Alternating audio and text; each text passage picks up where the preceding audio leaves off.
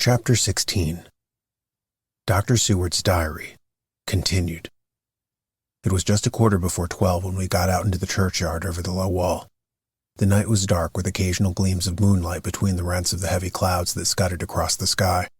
We all kept somehow close together, with Van Helsing slightly in front as he led the way. When we had come close to the tomb, I looked well at Arthur, for I feared that the proximity to a place laden with so sorrowful a memory would upset him. But he bore himself well. I took it that the very mystery of the proceeding was in some way a counteractant to his grief. The professor unlocked the door, and seeing a natural hesitation amongst us for various reasons, solved the difficulty by entering first himself. The rest of us followed, and he closed the door. He then lit a lantern and pointed at the coffin. Arthur stepped forward hesitatingly. Van Helsing said to me, "You were with me here yesterday. Was the body of Miss Lucy in that coffin?" It was. The professor turned to the rest, saying, "You hear? And yet there is no one who does not believe with me." He took a screwdriver and again took off the lid of the coffin. Arthur looked on, very pale but silent. When the lid was removed, he stepped forward. He evidently did not know that there was a leaden coffin, or at any rate had not thought of it. When he saw the rent in the lead, the blood rushed to his face for an instant, but as quickly fell away again, so that he remained of a ghastly whiteness. He was still silent. Van Helsing forced back the leaden flange, and we all looked in and recoiled. The coffin was empty. For several minutes no one spoke a word. The silence was broken by Quincy Morris. "Professor, I answered for you. Your word is all I want. I wouldn't ask such a thing ordinarily. I wouldn't so dishonor you as to imply a doubt. But this is a mystery that goes beyond any honor or dishonor. Is this your doing? I swear to you by all that I hold sacred that I have not removed nor touched her. What happened was this. 2 nights ago my friend Seward and I came here. With good purpose, believe me. I opened that coffin, which was then sealed up, and we found it, as now, empty. We then waited and saw something white come through the trees. The next day we came here in daytime, and she lay there.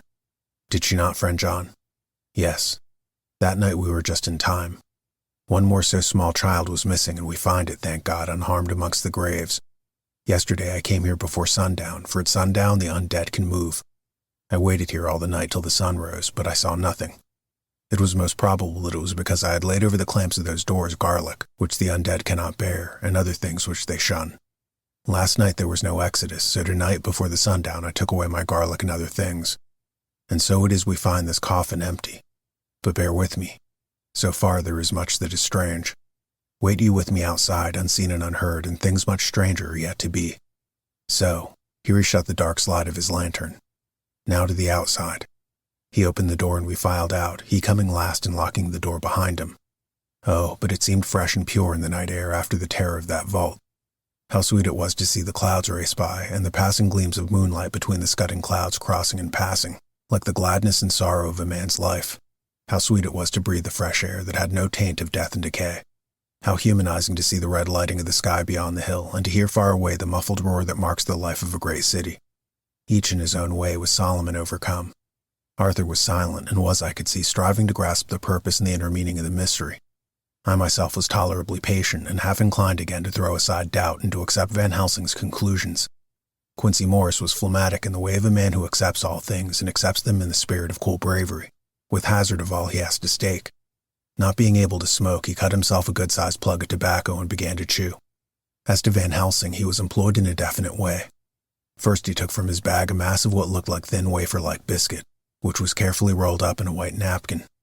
Next he took out a double handful of some whitish stuff, like dough or putty.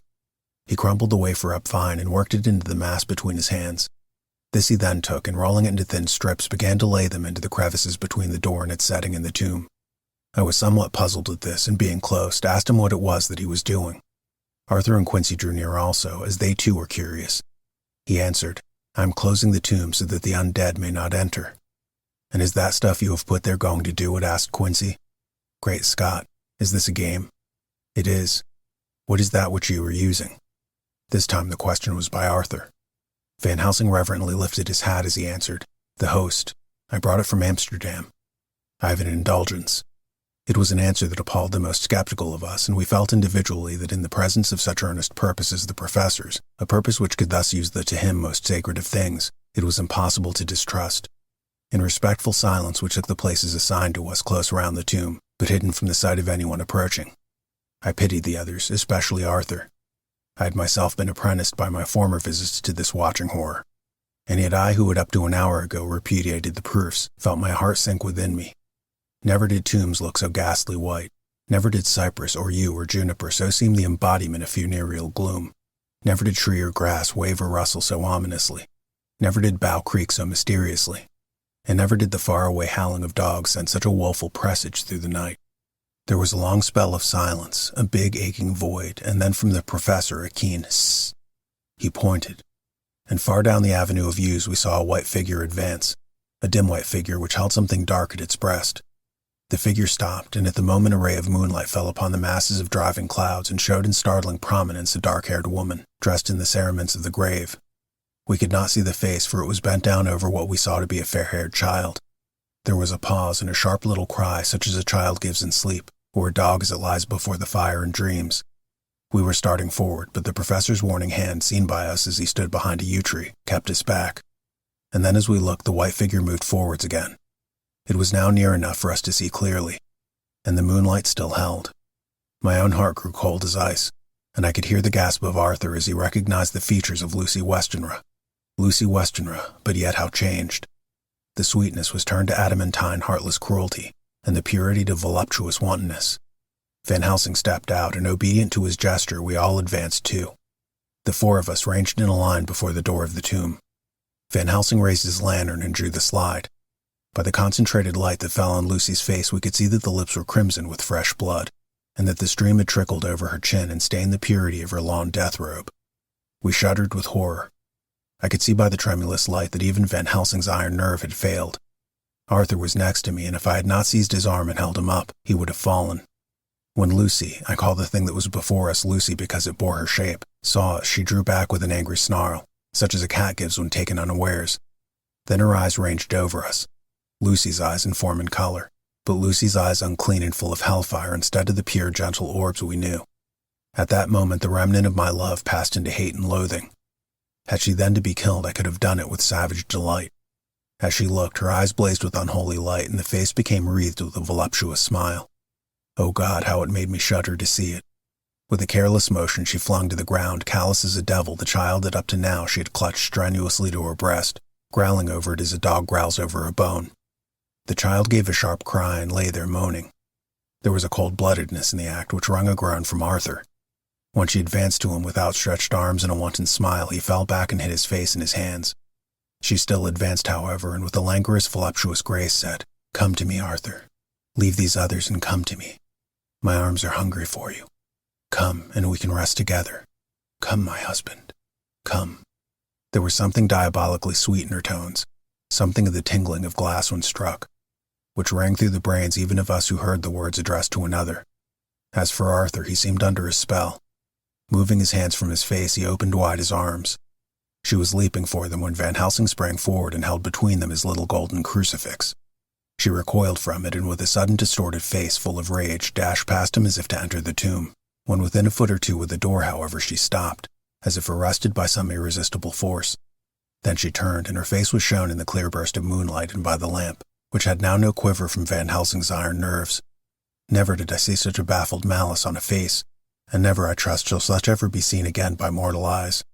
The beautiful color became livid, the eyes seemed to throw out sparks of hellfire, the brows were wrinkled as though the folds of the flesh were the coils of Medusa's snakes, and the lovely blood-stained mouth grew to an open square, as in the passion masks of the Greeks and Japanese. If ever a face meant death, if looks could kill, we saw it at that moment. And so for a full half-minute, which seemed an eternity, she remained between the lifted crucifix and the sacred closing of her means of entry. Van Helsing broke the silence by asking Arthur, "Answer me, O my friend. Am I to proceed in my work?"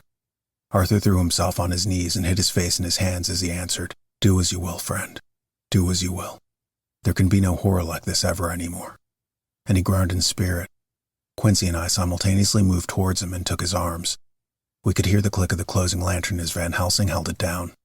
Coming close to the tomb, he began to remove from the chink some of the sacred emblem which he had placed there. We all looked on in horrified amazement as we saw when we stood back the woman, with a corporeal body as real at that moment as our own, pass in through the interstice where scarce a knife blade could have gone. We all felt a glad sense of relief when we saw the professor calmly restoring the strings of putty to the edges of the door. When this was done, he lifted the child and said, Come now, my friends. We can do no more till tomorrow. There is a funeral at noon, so we shall all come before long after that. The friends of the dead will all be gone by 2, and when the sexton locks the gate we shall remain. Then there is more to do, but not like this of tonight. As for this little one, he is not much harm, and by tomorrow night he shall be well. We shall leave him where the police will find him as on the other night, and then come home. Coming close to Arthur, he said, "My friend Arthur, you have had a sore trial, but after, when you look back, you will see how it was necessary. You are now in the bitter waters, my child. By this time tomorrow you will, please God, have passed them, and have drunk of the sweet waters, so do not mourn over much. Till then I shall not ask you to forgive me." Arthur and Quincy came home with me, and we tried to cheer each other on the way. We had left the child in safety and were tired, so we all slept with more or less reality of sleep. The 29th of September, night. A little before 12 o'clock, we 3, Arthur, Quincy, Morris, and myself, called for the professor. It was odd to notice that by common consent we had all put on black clothes. Of course Arthur wore black, for he was in deep mourning, but the rest of us wore it by instinct. We got to the churchyard by 1:30 and strolled about, keeping out of official observation, so that when the gravediggers had completed their task and the sexton, under the belief that everyone had gone, had locked the gate, we had the place all to ourselves. Van Helsing, instead of his little black bag, had with him a long leather one, something like a cricketing bag. It was manifestly of fair weight. When we were alone and had heard the last of the footsteps die out up the road, we silently and as if by ordered intention followed the professor to the tomb. He unlocked the door and we entered, closing it behind us. Then he took from his bag the lantern, which he lit, and also 2 wax candles, which when lighted he stuck, by melting their own ends, on other coffins so that they might give light sufficient to work by. When he again lifted the lid off Lucy's coffin, we all looked, Arthur trembling like an aspen, and saw that the body lay there in all its death beauty. But there was no love in my own heart, nothing but loathing for the foul thing which had taken Lucy's shape without her soul. I could see even Arthur's face grow hard as he looked. Presently he said to Van Helsing, "Is this really Lucy's body, or only a demon in her shape? It is her body, and yet not it. But wait a while, and you will all see her as she was, and is." She seemed like a nightmare of Lucy as she lay there. The pointed teeth, the blood-stained voluptuous mouth, which it made one shudder to see, the whole carnal and unspiritual appearance, seeming like a devilish mockery of Lucy's sweet purity. Van Helsing, with his usual methodicalness, began taking the various contents of his bag and placing them ready for use. First he took out a soldering iron and some plumbing solder, and then a small oil lamp, which gave out, when lit in a corner of the tomb, gas which burned a fierce heat with a blue flame, then his operating knives, which he placed to hand, and last a round wooden stake some 2½ or 3 inches thick, and about 3 feet long. One end of it was hardened by charring in the fire and was sharpened to a fine point. With this stake came a heavy hammer, such as in households is used in the coal cellar for breaking up lumps. To me, a doctor's preparations for work of any kind are stimulating and bracing, but the effect of these things on both Arthur and Quincy was to cause them a sort of consternation. They both, however, kept their courage and remained silent and quiet. When all was ready, Van Helsing said, "Before we do anything, let me tell you this. It is out of the lore and experience of the ancients and of all those who have studied the powers of the undead. When they became such, there comes with the change the curse of immortality.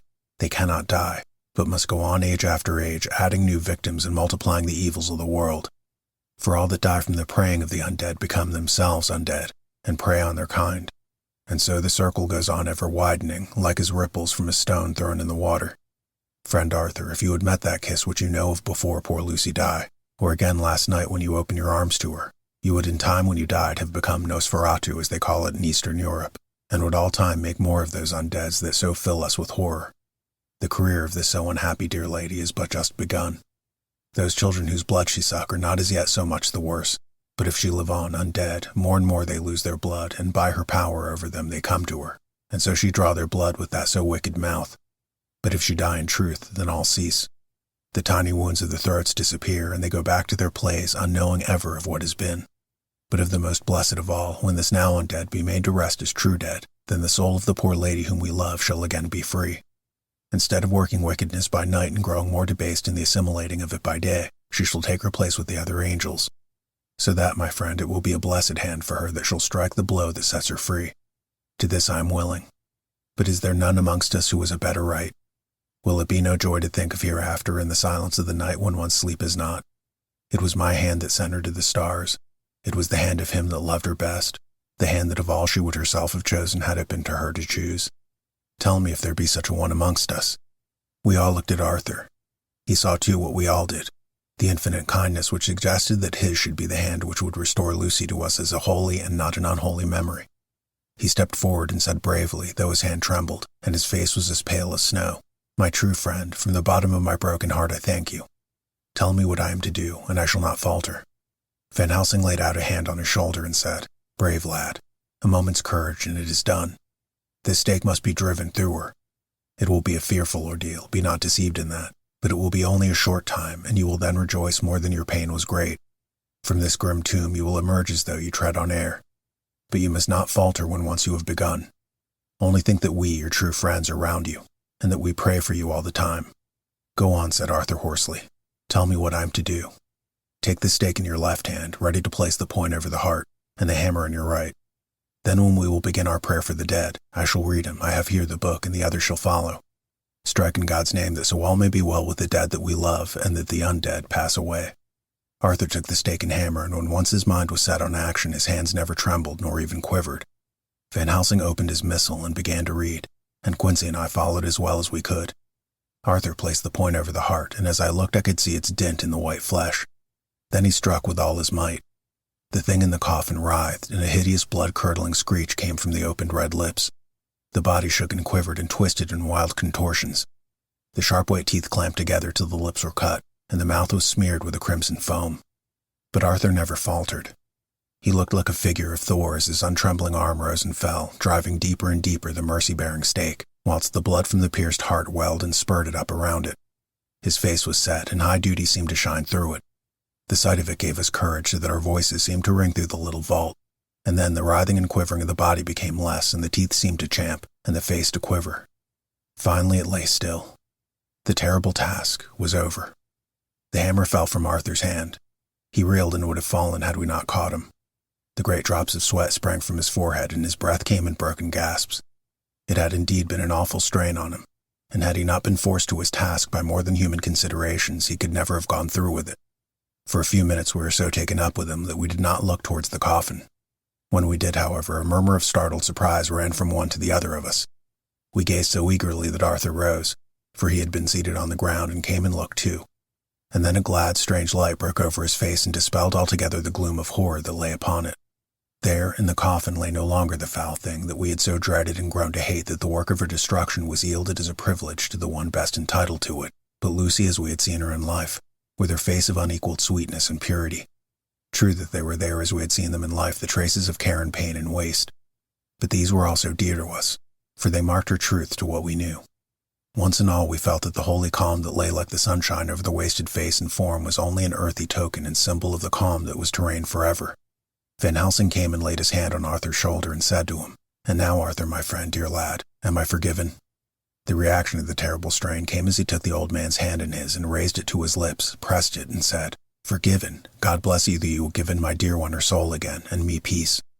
He put his hands on the professor's shoulder and, laying his head on his breast, cried for a while silently, whilst we stood unmoving.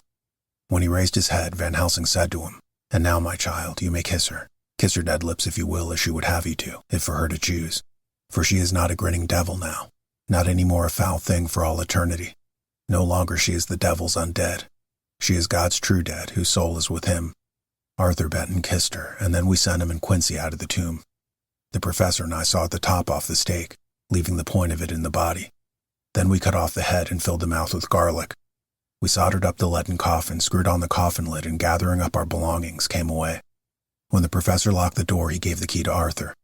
Outside, the air was sweet, the sun shone, the birds sang, and it seemed as if all nature were tuned to a different pitch. There was gladness and mirth and peace everywhere, for we were at rest ourselves on one account, and we were glad, though it was with a tempered joy. Before we moved, Van Helsing said, "Now, my friends, one step of our work is done, one the most harrowing to ourselves, but there remains a greater task, to find out the author of all this sorrow and to stamp him out. I have clues which we can follow, but it is a long task and a difficult, and there is danger in it and pain. Shall you not all help me? We have learned to believe, all of us, is it not so? And since so, do we not see our duty? Yes. And do we not promise to go on to the bitter end?" Each in turn we took his hand, and the promise was made. Then said the professor as we moved off, "2 nights hence you shall meet with me and dine together at 7 of the clock with friend John. I shall entreat 2 others, two that you know not as yet, and I shall be ready to all our work show and our plans unfold. Friend John, you come with me home, for I have much to consult about, and you can help me. Tonight I leave for Amsterdam, but shall return tomorrow night, and then begins our great quest. But first I shall have much to say, so that you may know what is to do and to dread. Then our promise shall be made to each other anew, for there is a terrible task before us, and once our feet are on the plowshare, we shall not draw back.